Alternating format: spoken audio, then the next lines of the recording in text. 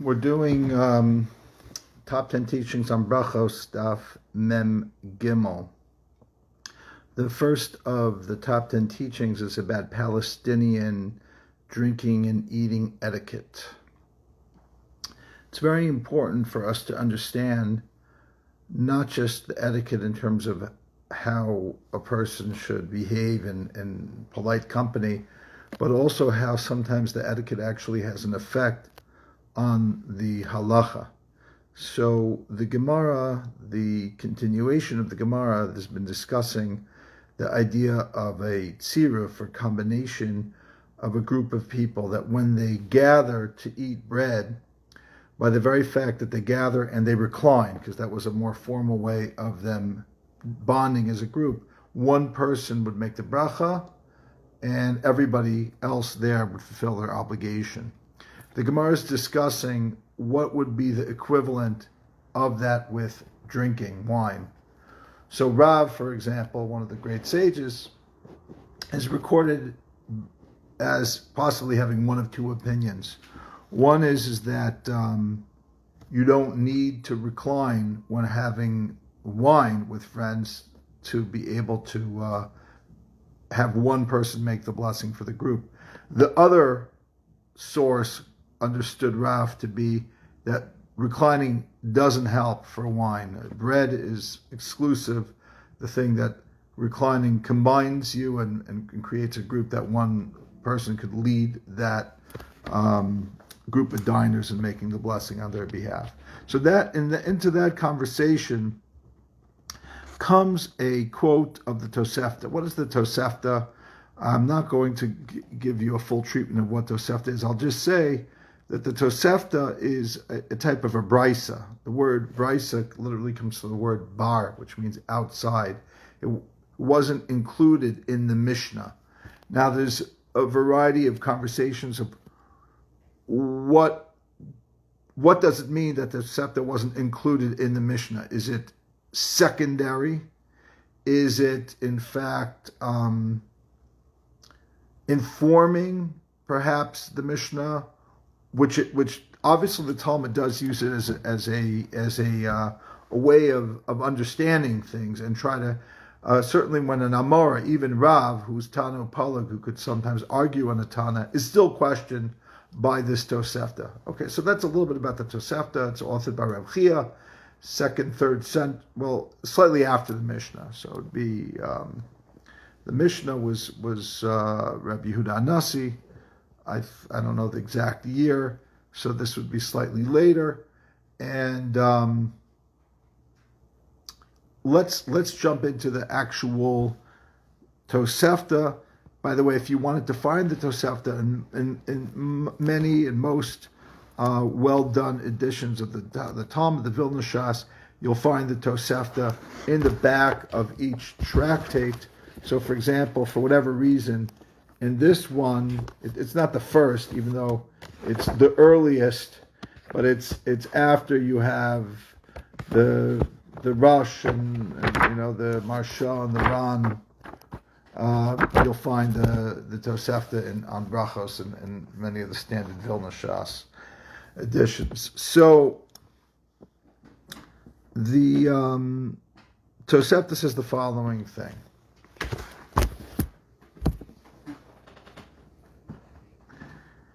The Gemara, if you wanted to follow along, is Mem Gimel Amud Aleph, about 10 lines from the top.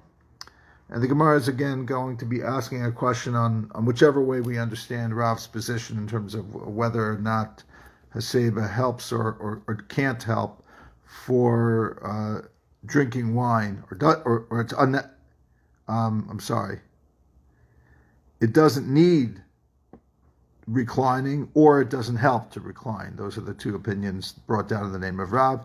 So on that, the Gemara quotes the Tosefta. Meisvei. I'll bring a question on this. Keisad Seder Haseba. What's the norm of what will ultimately be a formal meal, which in Roman times, and then by extension, Palestine, that was renamed, ancient Israel renamed Palestine by the Roman conquerors who now occupied it, and by extension their methods, their etiquette from Rome influenced the etiquette of Palestine at that time. We're talking about nearly 2,000 years ago.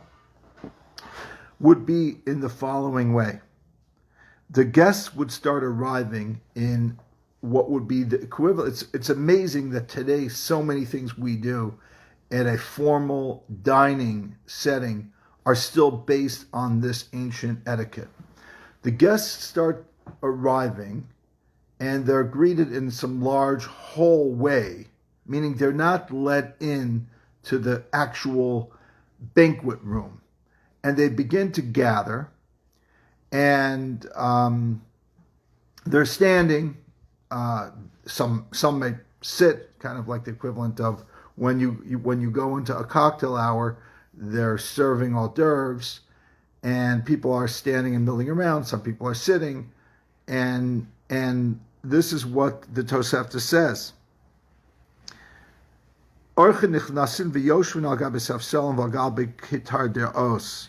The guests, and Rashi says for some reason they're not necessarily guests of equal economic status as the host. They may be poor people who the host is taking in as a mitzvah of achnasas orchen, because it's like a play on words. It's not just simply that they're guests, but they're guests that are in need. But be that as may, it's not clear why Rashi feels compelled to say that. It's a very interesting and quite a long Rashi, uncharacteristically long for Rashi, that explains what's going on there. So they sit down, and the Tosefta is very deliberate in explaining on what they're sitting on. So, for example, it says they sit down on chairs and on cushions with backs. Until they all enter into this kind of antechamber before they're led into the formal dining room. They bring them a cup of water, and each of them would rinse or wash one of their hands. Now you have to remember, there's two things going on. There's laws of ritual purity, similar to what we do for bread al netilas yadayim. But on the other hand, what you have to also understand is people need to wash their hands before they eat, even more then than now, because they didn't have forks, they didn't have utensils, so they'd eat with their hands, so they had to wash their hands. So this is before they even were eating, this is before they even had their first drink. They'd wash their hand, but they'd wash one hand. Rashi says that was just the way, that was the regilut. In other words, don't read too much into it in terms of halacha. Tosfos struggles to find a halachic reason, a rationale. Rashi says, don't even bother. Then everybody would make their own individual blessing on whatever it was, presumably wine is what they were drinking. So they make their individual blessing. And again, the question is going to be, if you don't need haseba, if you don't need to recline when it comes to drinking wine, why isn't one person making the blessing for all? And there's going to be an obvious answer for that. And then they would get up and they would be brought into some other space, a formal dining area, and then they would be given couches and little tables. Again, the only equivalent of this is when we're told to recline at the Pesach Seder, which most of us don't really have the proper setup. This year was the first and maybe the only year in my lifetime that I actually did Haseba. I did the first Seder on the couch because of COVID. So I didn't have to have it at a table. Already by the second night, I did it with me and Yehuda Green did a Seder in Shul, just the two of us. So I was already at a table. So I had one chance in my life to have a Seder Roman style on the couch with a table by the couch, to literally recline on a couch. That's how they basically ate, and that's how they drank. But not when they were having the cocktail hour. The cocktail hour, they were not reclining yet. They were gathering, basically. So now that they actually formally went into the dining area and they were on these reclining couches, they'd be brought water again, and even though they had already washed their hands, one singular hand, now they would go and wash both of their hands. And then there's a question. The Tosefta seems to indicate it was perhaps like the equivalent of us washing for hamotzi, even though they didn't necessarily eat bread right away. Our Gemara doesn't necessarily indicate that that's what the reason for them washing their hands was. So here it says, they would then give them wine. Now, although they had already made a blessing previously in the equivalent of the cocktail hour, this time one person would lead a blessing that everybody else would fulfill their obligation without having to make their own individual blessing. So the question now is, and before I say what the question is, that's the quote of the Tosefta from our Gemara. But let's take a look at the Tosefta itself. As I mentioned, it's in the back.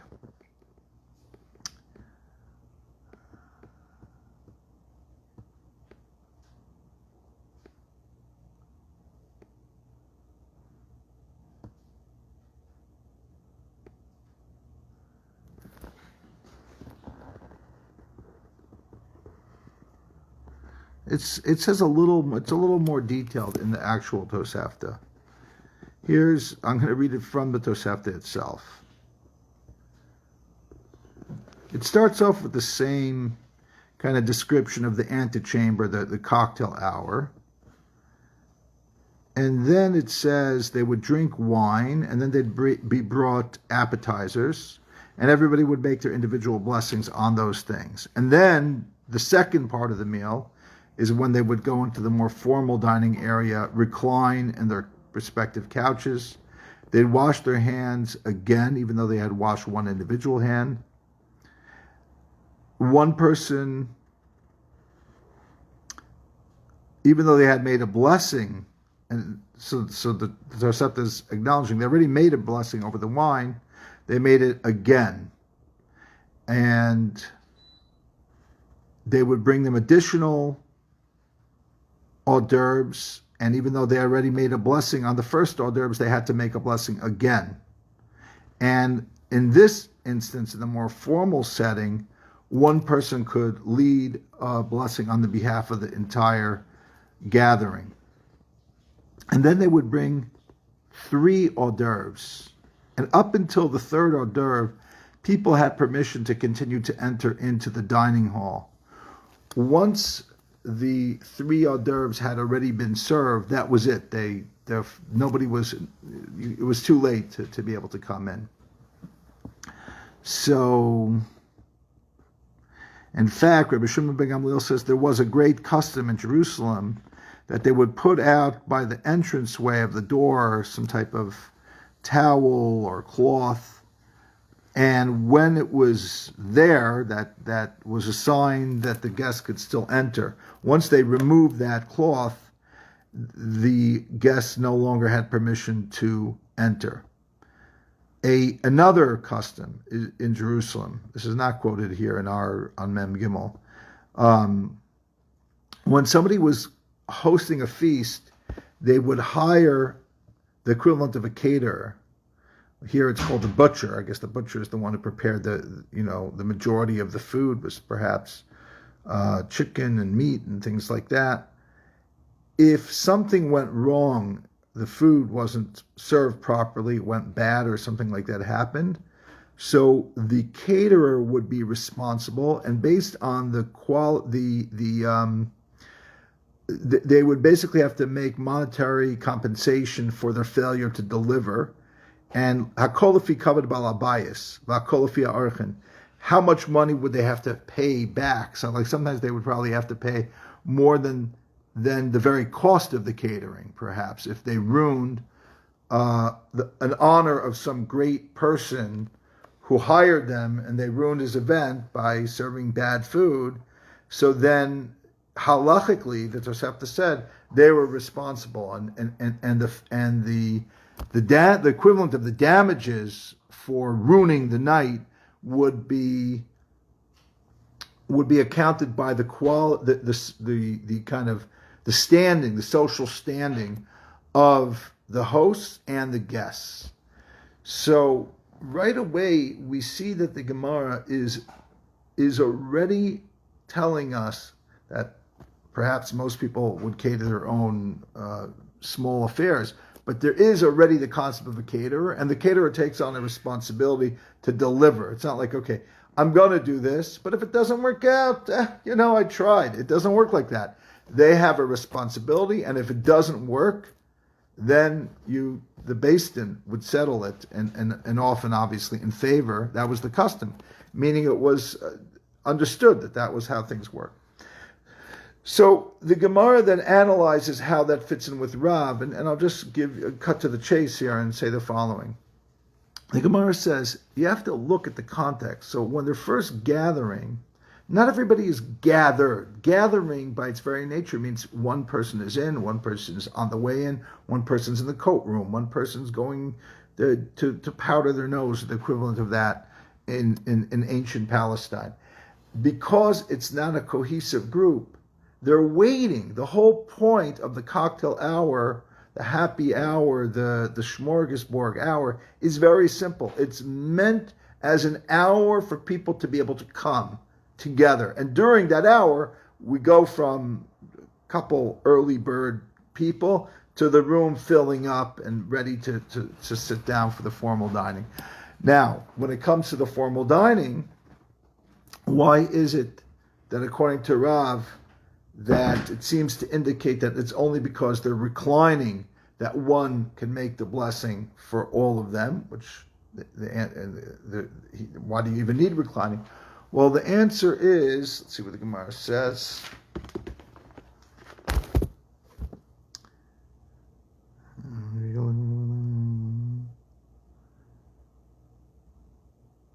Okay, by the way, the answer for the first one is, since the mind of the guests they're not going to formally sit there for the whole night, it's just the cocktail hour, that doesn't,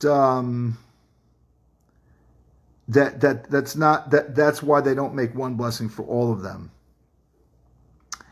And the second case is, why does it help? Why are they able to make one hagafen for the whole assembled people at the dinner? Is because one person can make the bracha for hamotzi, migui. There's a concept of migui as a question. Migui just literally means in this context because. It's a carryover, it's an extension. It means when one thing is working for this law of the hamotzi, it'll carry over to the law and be applicable to the hagafen, that one person's hagafen will fulfill the entire community. That concept is brought many, many times in different areas in Shas with a variety of meanings. Okay, that's number one. Number two is to stand or to sit by havdalah. We basically are saying now that in order to have one person make a hagafen for a group of people, you need either heseba, or at least you need to be seated, according to this opinion.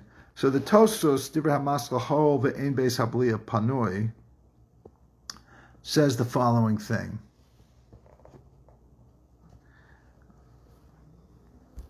Towards the bottom of the Tosfos, it's Aval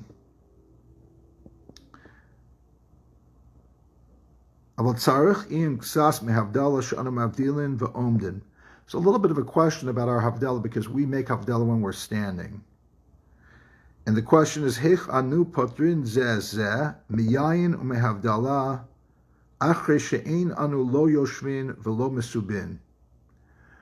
How do we fulfill the gathered assembly's obligation on yayin, on wine, and the havdalah, which part of havdalah is the wine, when we're not sitting, we're not reclining, we're standing? Now, to understand this question, we probably should give a little bit of a bird's eye view of havdalah. Usually we think of havdalah as one chazan,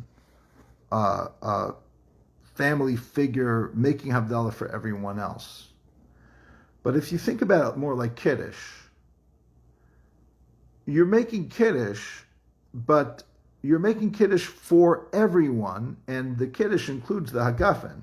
which is really a bracha that everyone can drink a sip of wine, which will also cover ostensibly the wine they have during dinner.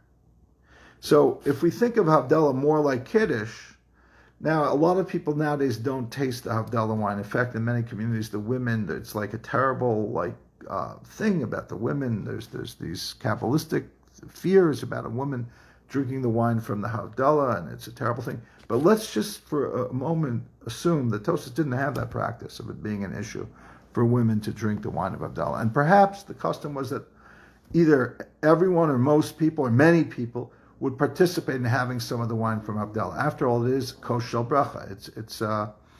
There's still today some people who actively try to drink some of the wine, even if they didn't lead the havdalah, because it is kosher bracha. It's the cup of a blessing that a blessing, not just of a guffin, but also of a mitzvah, of havdalah was made with. So because of that, really, there needs to be a formality of making havdalah, so we should actually be sitting. And the Tosfos has 1.5 answers, and I'll read it to you. And Tosfos answers that you could answer that since they do set themselves up in order to come together to fulfill the obligation to do havdalah, kiboy nami akula, then that's a kaviyut for even the drinking of the wine. In other words, there's the idea of needing to sit or needing to recline. It's really a psychological state. And coming together to do a mitzvah fulfills that kind of psychological setness. So that's one answer. But yet, Tosfos' other half of the answer is, really,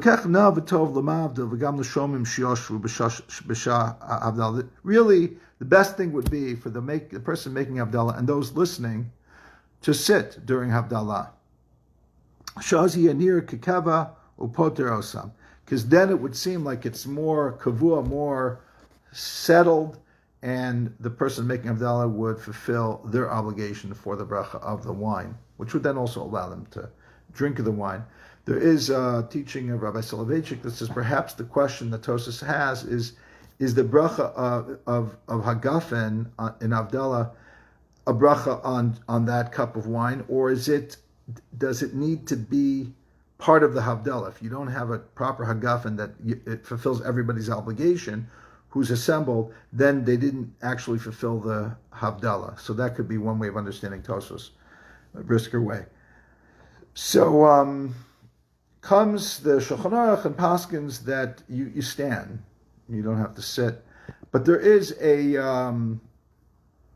teaching of the Vilna Gaon that seemingly indicates that you should follow Tosfos and you should in fact sit. And people ask Rav Moshe Feinstein, what do we do? Do we stand or do we sit? A lot of people like to follow the customs of the Vilna Gaon whenever possible. And Rav Moshe's response was, it's not even 100% clear that the Vilna Gaon said you should sit. It might be what he said, but it might not be. It depends. There's different ways of understanding the Vilna Gaon. Therefore, he said, whatever your custom of your parents are to do, you should continue to do. He says, I'm telling you, I sit, but it's not because of the Vilna Gaon. It's only because my father would sit, so I sit. So the answer to your question is, should you stand or sit? And the answer is, what did your father do? What did your parents do? If they stood, or if you didn't know what your parents did, what did your grandparents do? If you don't know what they did, find out the custom of the community that they came from, or better yet, start the custom of the community that you're currently involved with. So that's in terms of sitting or standing for havdalah. Most of us, of course, do stand, myself included. I haven't seen many people. I've heard of people who sit, but I haven't really seen it. Number 3. The next 3 are all about scent and smell. Great stuff here. Everybody knows, talking about havdalah, the most famous time we make a bracha on smell, bar mini besamim, is when we smell the cloves or cinnamon, whatever it is that we're passing around during havdalah for smelling. But really, because we're talking about brachot, we have to talk about the bracha on different scents. And before we start with the different brachot and even why we make a bracha on smelling, which are number 4 and 5, we're first going to start with when exactly. It seems the Gemara There's two ways to understand the Gemara. It's talking about a mugmar. Mugmar is like the equivalent of, but not exactly, the equivalent of an incense stick that you light up, and the smell comes up, and they would do this thing towards the end of their meal, I guess, just to take away from the foulness of whatever smells were around them and freshen up and feel good about themselves. Also, getting back to the etiquette of dining, dining without wine, dining without a fine kind of some scent, you're missing some of the experience. So as crazy as it is, when they describe dining in 2,000 years ago, 1,800 years ago, 1,600 years ago, they were very well aware of the kind of the atmosphere and the totality of the experience of what dining is. So really, if you think about it, the brachot, a lot of people think brachot is a burden, and certainly it can be if you have to remember, you have to study, and you have to make a bracha. But really, if you think of bracha, is about the fullness of the experience. First of all, there should be a full experience. We should have fine dining. I'm not saying every time you have dinner do you have to have fine dining, but sometimes you entertain guests. Sometimes you're part of an event, and there should be a full experience. And attention to these details are very important. And to top it all off, the bracha is the highest thing of acknowledging HaKadosh Baruch Hu for the gifts that He has given us. So now we're going to include smell. So the Gemara actually says, it's towards the bottom. It's about 15 lines from the bottom of Mem Gimel and Aleph. It says, al hareach. When exactly do we make the bracha on the smell? The Gemara says, Mishta'alatim raso. When the scent through the smoke, because you're burning something that's like similar to incense, goes up. So Reb Zera asked Reb Yirmiyah, but you didn't smell it yet. Why don't you first smell it and then make the bracha? So he responded back,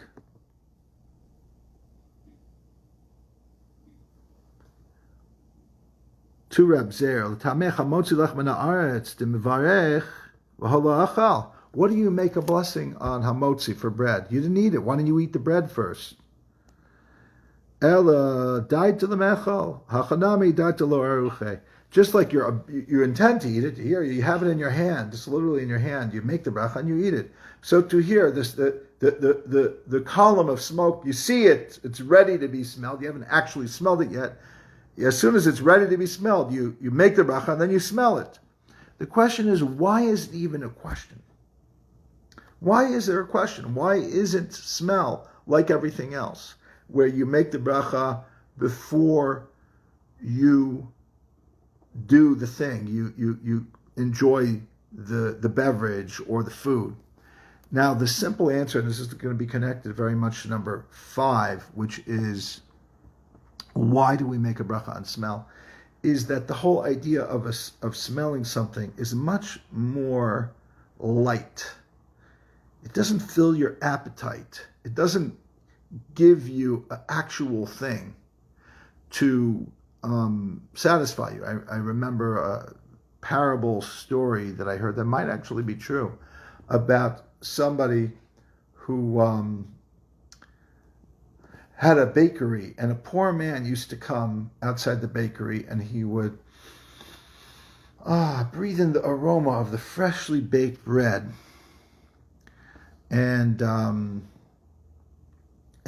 he would never come in to buy anything because he had no money. This really bothered the baker, who was a wealthy, well-to-do businessman, but he didn't like the fact that this poor man was benefiting from the aroma of his bread and his cake without paying for it. So he finally said, I'm taking you to the rabbi, to the Beit Din.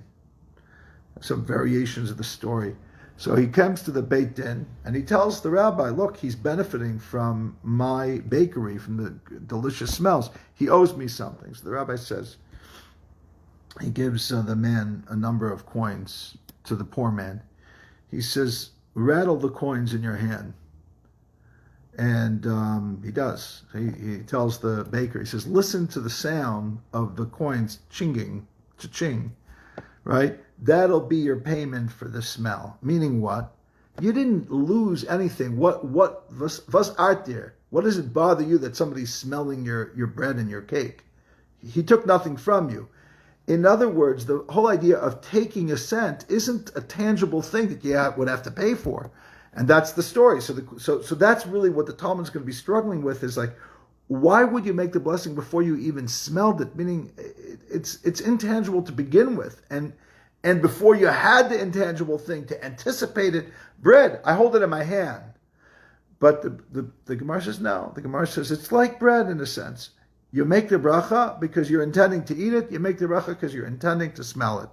And that's number 3. Number 4 is when do we make a bracha? I'm sorry, what bracha do we make on good smells and scents? Now we all know that we make borim min besamim.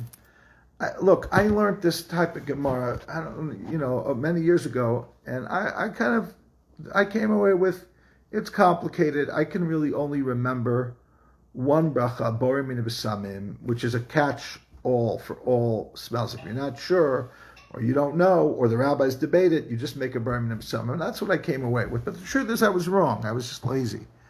And there are some times where it's not clear, and we do make borim min besamim. But there are times when there is some clarity, and we should make the proper brachot. So there's basically, here are the following brachot we make on scent. And these are listed starting about 12 lines to the bottom of Mem Gimel Amud Aleph, and then they run into Mem Gimel Amud Beis, the first 10 lines or so. I'm not going to read the Gemara to you because it's not going to really shed that much light. It's too complicated. I'm simplifying some of the takeaways from it. Okay, so there's Borei Atzei B'Samim, which is said on scent that comes from trees, but we're not talking about fruits of trees. We're talking about leaves and stalks and bark, or the derivatives, direct derivatives. So, for example, a hadas, a myrtle, or rosemary, or a rose. Now, is a rose a tree? So most people say, yeah, it is halachically a tree for this reason, that it's hard, because a rose, if you let a rose really grow, it'll become pretty hard. You don't want to, not only is it have thorns, it could hurt you, it's actually hard as well. And if you go to, I guess, the rose garden, I don't know what Melania did to it, but I think the roses, maybe not the flower, but the bushes, they're there. They're perennials. They're not. They're there multiple years. They don't die every year. So it's a perennial, and it's got a hard kind of woody thing. Again, it's not wood compared to a oak tree, but there's a hardness. The hardness is what constitutes wood here. Although there were some Rishonim who questioned whether it should be Atzei B'Samim because they claimed that there's a fruit called the rose hip. But today nobody even knows. It's like you have to study Talmud to the Rishonim, the Rashba, to learn about this fruit on a rose called the rose hip. I don't even know where it is. It's, I guess, a small berry.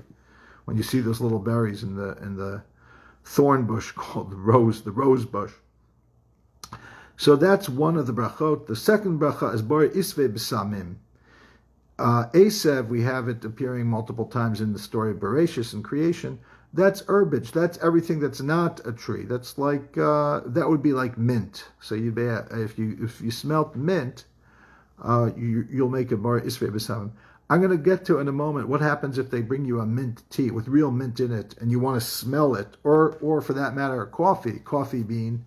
You're grinding the coffee, or you're brewing the coffee, and you're holding the cup of the coffee, and you're going to drink the coffee. Do you make a bracha? The answer is no in all those instances.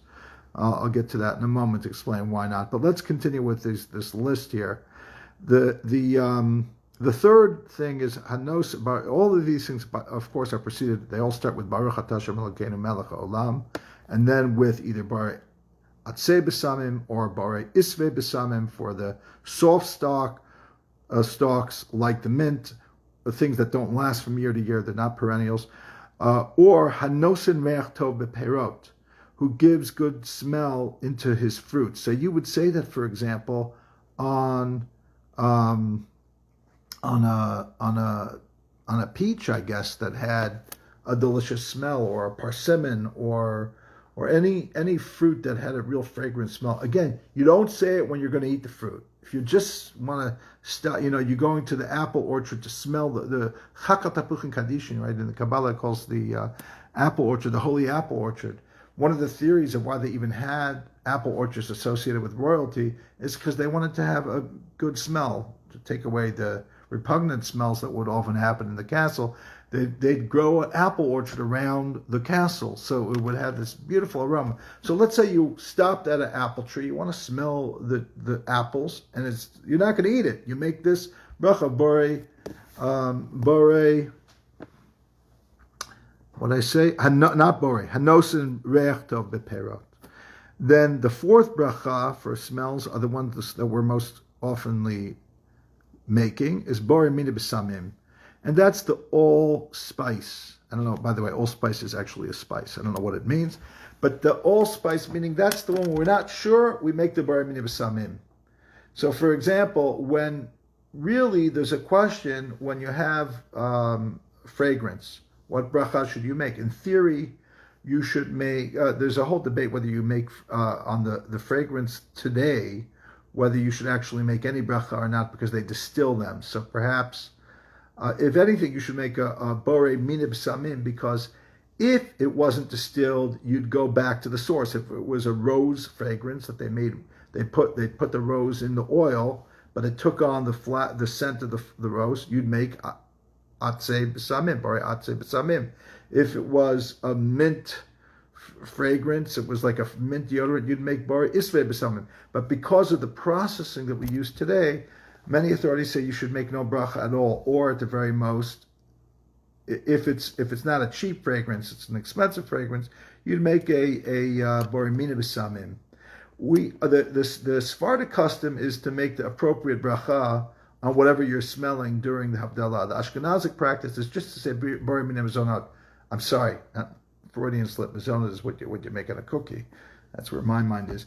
Borei mina b'samim during havdalah, because we're afraid that we're going to make a mistake. We don't always know the right bracha. So that might be what really happened to much of Ashkenaz Jewry. We don't know anymore what we're doing, so we make a borei mina b'samim on everything. But really, we should not. We should learn the halachot, and as I said, we've got atzei b'samim, isvei b'samim, hanosin reach tov b'peirot, borei mina b'samim, and finally, one that we don't really use, borei shemen arev, who created, beautiful scent of oil, which is on balsam oil. That's very uncommon. But those are 5 brachot we make when it comes to scent. Now we come to, so that was number 4. And number 5, I think to me is my favorite today, is number 5. So why do we make a bracha on smell? I see Ted is commenting about without sending a bagel. It's like smelling the bakery aroma without paying. Is it okay to just shake the shekels so the rabbi can hear? Yeah, I hear you. You can shake the shekels. You can send him to the shul. Thank you.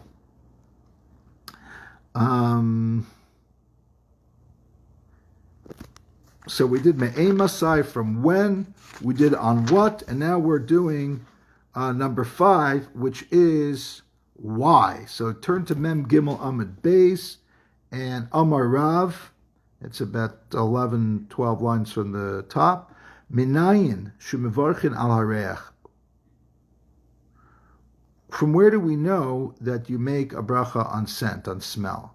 And he quotes a verse, Shenemar kol haneshama tehalaya. Every soul, but also soul here has a double meaning. Neshama comes from the word breathing, neshima, which is to breathe. That's That's your breathing and your soul in your life are really one and the same thing. So here's the amazing thing. So the Gemara says, "Ezehu davar shaneshama nehenes mimenu." What is the thing that the soul benefits from? Ve'ena guf nene mimenu, but the body doesn't benefit. Meaning, you enjoy it, but your body isn't left satisfied in terms of like hunger, right, or thirst. What is it? That smell. Havaomer zehareach. I'd say that smell. Okay, let's go a little deeper here. So,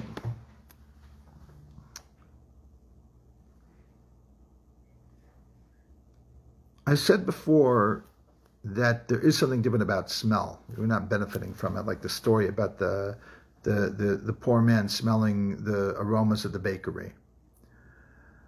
And the Gemara already established that the concept of taking something without a blessing is like taking something that's sacred and misappropriating it for yourself. Meaning you're not acknowledging the source of the blessing, which is God. You're just taking it as if you have it, and there's nothing above you. It's just your desire, and that's it. So really, the source of the bracha is all of the mitzvot and the bracha come together, really. All the mitzvot have one and the same goal, which is to limit our own appetites, our own pleasure, in terms of awareness, of consciousness, that we, malei kol ha'oretz kvodo, that God permeates all of the universe, and yet He gives us something, because we need to have we need to have a sense of our own achievement, we have to have a sense of our value in terms of production and creation, but at the same time, not to make a mistake and think that it's just my strength. God gives me the strength, and therefore I have to turn around and make a bracha, recognize God and be thankful to God for it. But that's when there's a ha'ana, that's when there's an actual benefit. I have an appetite, I eat, even though the bracha rishona is before I ate and I'm satisfied. It's in anticipation. It's like a Carlebach. The Gemara talks about the relationship between the bracha rishona and the bracha achrona. But the bottom line is kila mal b'kadsha shemayim. There is this concept of like zela or mi'ilah, like you're taking something that doesn't fully belong to you until you access it with the bracha. Well, let me ask you something. I was once asked, I learned in Morristown in Tractate many years ago, and once or twice a week I'd go downstairs to Tiferes Bachurim and learn with some of the guys there, some wild, interesting characters there. So there's one guy, I think he's my Facebook friend, he's Parrots. He's a little bit of a musician, a little bit of a poet, a real neshama. So he's like, I don't understand. The most important thing you could do is breathe. So it says you have to make a blessing on any benefit that you have. So why don't you make a bracha on every breath? And he wouldn't let go. Whenever I had all the answers, but none of them were good enough for him. He didn't like any of my answers. I said, yeah, you can't make a bracha. You crazy. You can't make a bracha on every breath you take. You make the bracha in the morning. Elokai neshama shenasatabi tahorahi. Like God give you your soul, your breath, all of that stuff. All the brachos in the morning are acknowledging the gifts that God gave you, that you're alive and well and functioning in the different areas, and you make a bracha for each one of those things. You can't make a bracha for every breath. But it turns out Parrots has a point. It says, Kol HaNeshama Tahalaya. And I think this is pshat, but I never heard it from anyone. Kol HaNeshama, every soul shall praise you, could also be translated Kol HaNeshima, Kol whoever, with my breath, I praise you. Okay, but what does that mean, to praise God with breath? You can't make a breath. Okay, so the Baal Shem Tov, maybe with every breath he was breathing, it was a mantra, Yud K, Vav K, somehow with his breath. Okay, but the rest of us, what does that really mean? So I think what it means is, the only thing that you can benefit from, that you're not even really necessarily directly benefiting from, but it's not a tangible benefit like anything else, is breathing through your nose and taking in the aromas that are around you. which we don't really do often enough if you think about it. So all the person is doing is he's living, which is to be alive is to have a soul. To breathe is to have a soul. That's the root of soul, is neshama. Neshima is breath. You're breathing through your nose. You're inhaling and exhaling. All you're doing is basically being alive. It's not even conscious, but you become aware when, there's something beautiful. So you're getting 2 for 1. The ultimate, every Jew loves 2 for 1. You're breathing and you're benefiting from something that smells beautiful. So kol haneshama, when there's a breath that has ha'ana in it, that I like, it's something interesting about the mask I never thought about. Who would think how beautiful air is? Unadulterated, cold air. Usually I don't like cold air. But now, when I'm out in a mask and running around in a mask, and I finally lower the mask when I'm on, I have to make sure that there's no one within 1,000 feet of me in the west side of Manhattan. Otherwise, they'll give you the death stare. And you lower the mask, all of a sudden, the fresh air, it's beautiful. Then you put it on right away but you wouldn't have that experience, right? So it's called neshama ta'al. Like it's something about breath, but in this case, it's about the smell, that you can breathe through your nose and smell something. And for that, you need to make a bracha.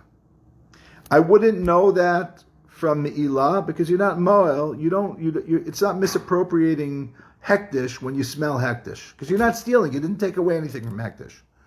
But it's only in the positive. On the neshima, on the breath itself, when you benefit it through smell, you have to make a bracha. And this will explain a lot of things. Why, for example, if you're not sure if something smells or not, can you smell it to then decide whether it has a smell to make a bracha? And the answer is yes. But why don't we say, as soon as you smelled it, you already benefited, but without a bracha? The answer is no, because you should benefit with a bracha, and you should make it before, like bread, but it isn't really bread. You don't do me'ilah with smell. Therefore, it's just a higher level of kol neshama ta'aliyah. And to prove that to you, the Gemara says a very strange thing, which leads me into number 6. No, I'll come back to it. It's number 8, about Ishbitz. I'll read it to you now, and I'll come back to it in a moment. V'amar Rav Zutra Bar Tuvia, we're going to quote a lot of this rabbi's statements. In the future, the young men of Israel are going to give out a good smell, like Levanon.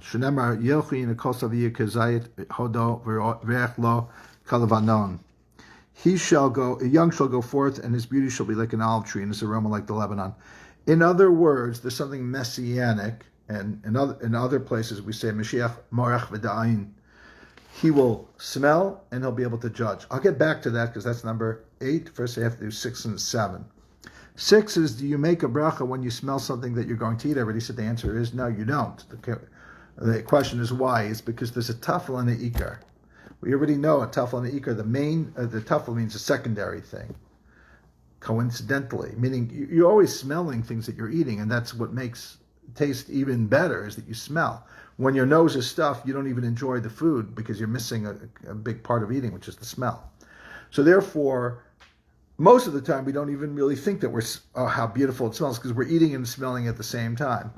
So that's the tafel. The tafel becomes, the smell is secondary to the food, to the actual eating, so you don't make the smell. The same halakha would apply to taking the lulav and esrog. You don't make a bracha on smelling the esrog on Sukkot when you're going to actually do a bracha on the shaking, the mitzvah, because it's subservient to the mitzvah. Okay, so that's number 6.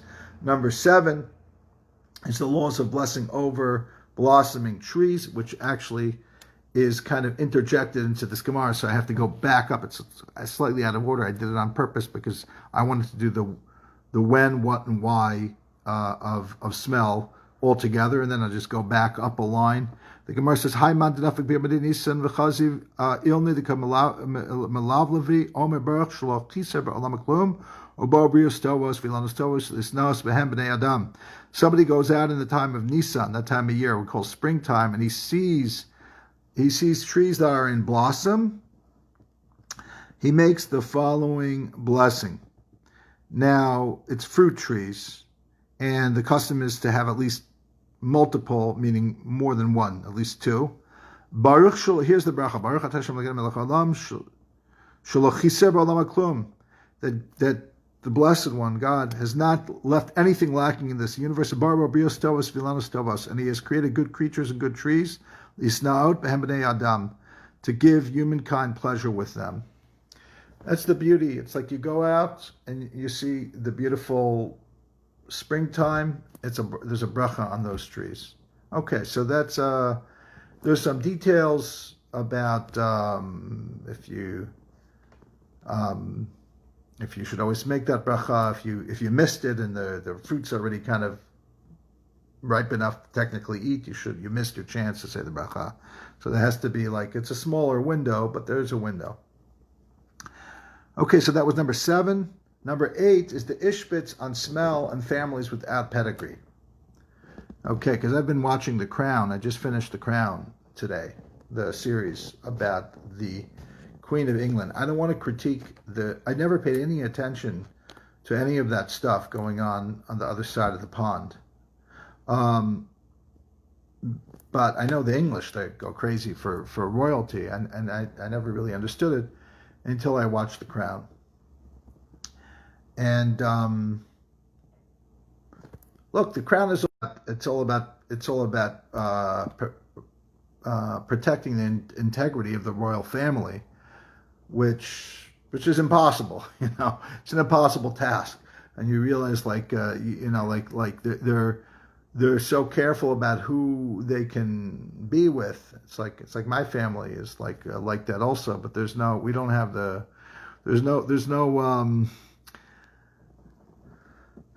kingdom, but everybody is like, oh well, we have to have it's only this person and that person. So a lot of people feel like there's people from very religious families often feel like their partnerships are being scrutinized and everything like that. So that's a lot about the crown. And there's good reason why people are scrutinizing who you're with and things like that, which really is connected to the sense of smell, because smell really means who the person. It's like who the person in their depth really is, not who they appear to be. Like I could have a fancy looking thing, but I smell it. It's bad. The smell gives away what's really off, even though it looks good on the outside. It's bad on the inside.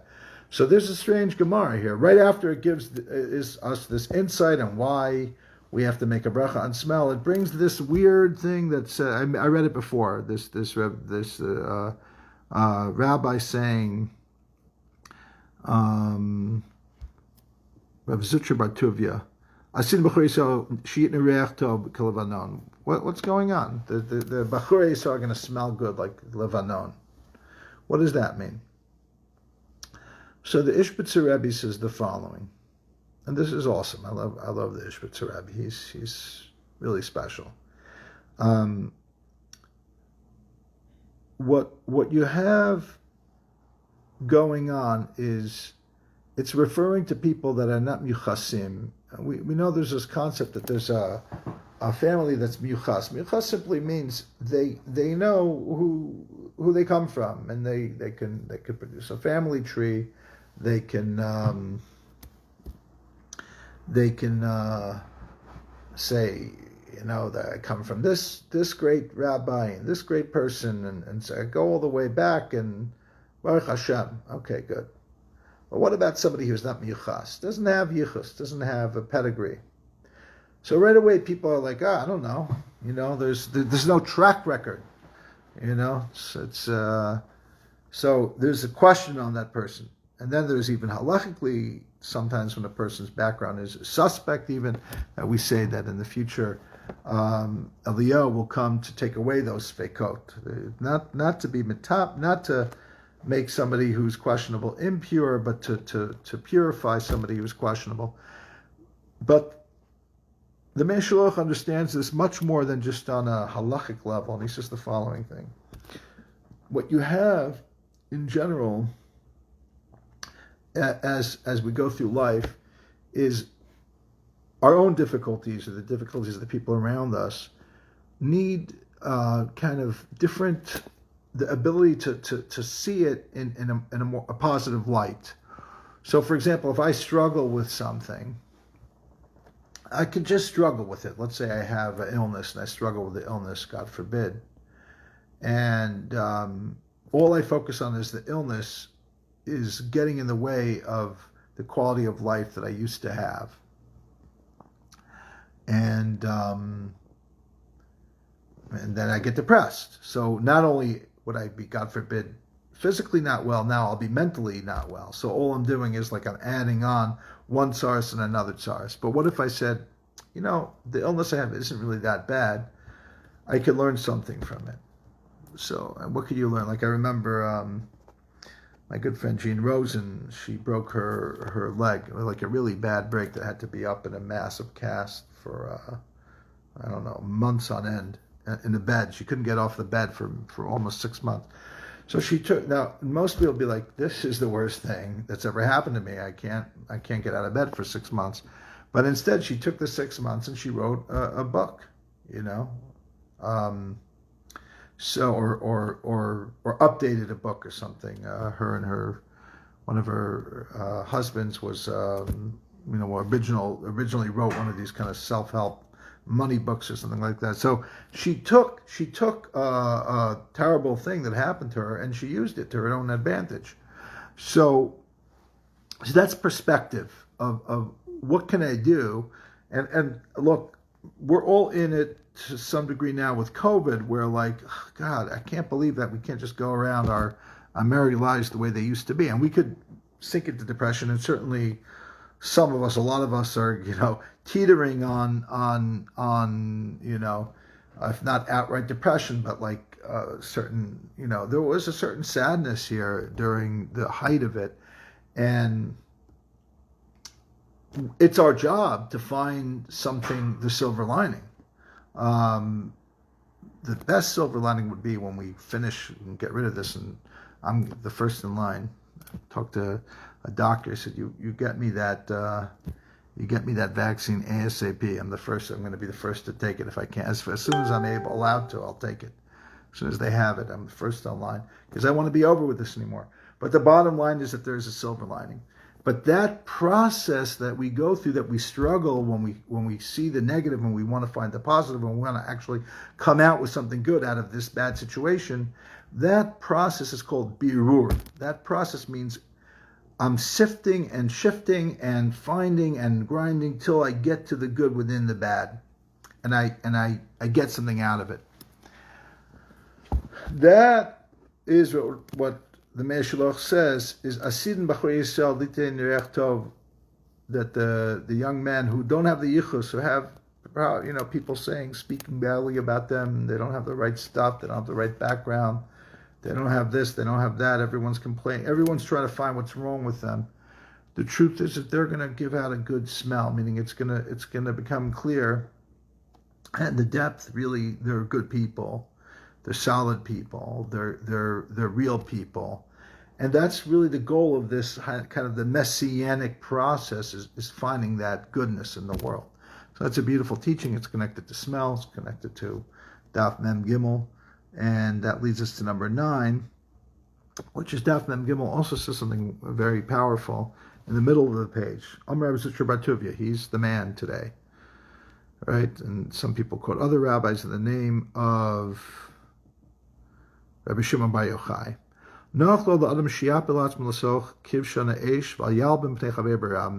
A person should better throw themselves into a fiery furnace and not embarrass somebody else publicly.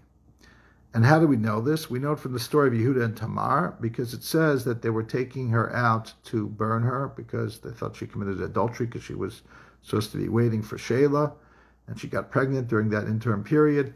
And she didn't say, "Look, these are Yehuda's. Yehuda got me pregnant." Instead, she said, "Whose this is?" She had taken his a signet ring, taken some of his things as a collateral when he thought she was a prostitute on the path, on the way. But instead of her just saying, "These are Yehuda's, and I can prove it," something like that. She didn't do that. She said, she gave him an opportunity to come forward, which he did. In fact, talking about Tosefta, the Tosefta has 4 opinions about why Yehuda is Zocha merits to Malchus, to the kingdom of King David and his descendants until Mashiach that descend from Yehuda. And one of the reasons is that he did this Hoda'ah, he came clean. Another reason is that he was humble, or that he Nachshon ben Aminadav, they went first into the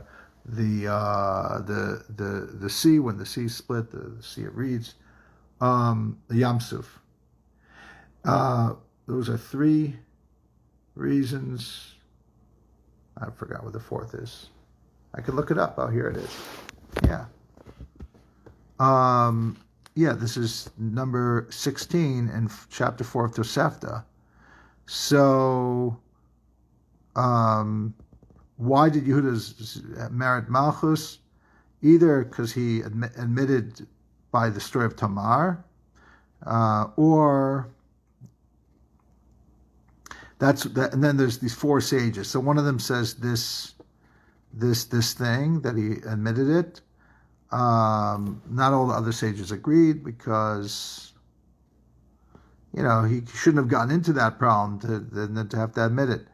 Another is that, this is the one I forgot, that he saved his brother Joseph when he said, what benefit do we have by killing him? Let's sell him to the Yishmaelim. Not all the rabbis agree with that because that just maybe would forgive him for selling him because he did in fact save his life, but not enough to merit kingship. So another answer is his humility when he wanted to exchange himself for Benjamin, and what was the final reason? Because he sanctified God's name by the Yam Suf, meaning it's not just Yehuda himself, it's his descendants. Okay, so those are 4 reasons. The 4th reason is the one that doesn't have any challenges to it. Okay, so that's number 9, and we get to number. So the question is that literally something that you should do? Not to should you literally kill yourself, or not to embarrass somebody in public? And of course, many of the commentators say no, it's not literally, it's figuratively. But there are some who actually take it literally, that's that important to not embarrass somebody, humiliate somebody in public. The question is why. According to the ones who take it figuratively, it's not really a question, it's just a manner of speaking. But the ones who take it more literally, why isn't it listed as one of the Yarog V'al Yavar? There's 3 cardinal sins that you better to die than to violate. So, example, murder. If somebody says murder an innocent person, or I'll kill you, I'll murder you, you say you don't murder the person. You could lie and say you will, but then you can't do it. So this isn't one of them in that Gemara, and one of the answers is, well, it's part of murder, because when you humiliate somebody at that moment, they feel like they wish they were dead. Okay, I'm going to say it's figuratively, but I'm not the only one who says that, obviously, so it's not about me. I go with, I think, what's the majority in that one. Number 10, the last thing the Gemara discusses in detail is many, many, many things that the rabbis urge scholars not to do in order not to arouse suspicion, which brings me back to this discussion that we're having about the crown, meaning you have to be beyond suspect in certain areas. Here are some of the things the Gemara says. Don't go out with perfume. It's not talking about on your body, because that's just to counteract the bad odor, but like excessive perfume, like on your clothing. Not going out at night, because people will think you're up to no good, unless you have a regular thing. You go for a walk every night, or you go to Shul every night. Not to go out with patched up shoes. Now here's one that nobody really does anymore. Not to speak to a woman in the street. Meaning you have to speak to women sometimes. So it doesn't mean literally these things. Also, not to gather with a gathering of ignorant people, or to be too late to go to Shul, or to take big steps, or to walk in an arrogant way. So, this thing about the big steps, I think the way the Rambam writes it is like, running or like running like a mashugana, like you got to fit in. You can't look like there's something wrong with you when you're walking or something. It doesn't mean you can't go jogging. It doesn't mean you can't go power walking. It's just a way of speaking. But some people might take it literally. Also, some people, they bend themselves. A lot of these Beis Yaakov girls, they walk like this. It's not really what the Gemara means. It just means it's about not having arrogance. It's about having humility. It's not so much about physically that you should walk like a nabach, a broken person that looks like there's something wrong with them, that they're way down, like not. I don't think that's what it means. But apparently, some people, I can't take away the fact that it says that. By the way, it's also for Talmidei Chachamim. Although this is contradictory, sometimes it says this, some of these things for other people. But anyway, I think a lot of people misunderstand it. I think God wants you to be upright, maybe but not arrogant, not looking like a schlepper. He wants you to exercise and take a nice walk, but to do it in a classy way. So it's all about the balance in these things. Anyway, if you did take a big step, you look at drink the Kiddush wine. Look at what does he say here? He says what to do to counteract it.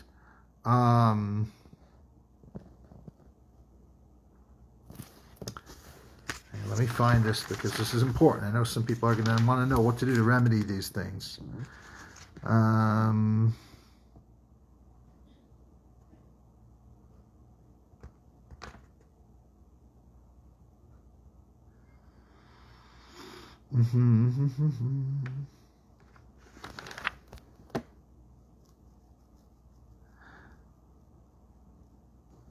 Oh, you should drink the Kiddush Friday night. Okay, so that's easy enough to restore your eyesight, a little bit of your eyesight that's supposedly somehow connected. It's a mystical thing. Some people actually put a little wine by their eyes by havdalah. Anyway, that's it for Daf 43. I went a little overtime. My apologies, and see you soon.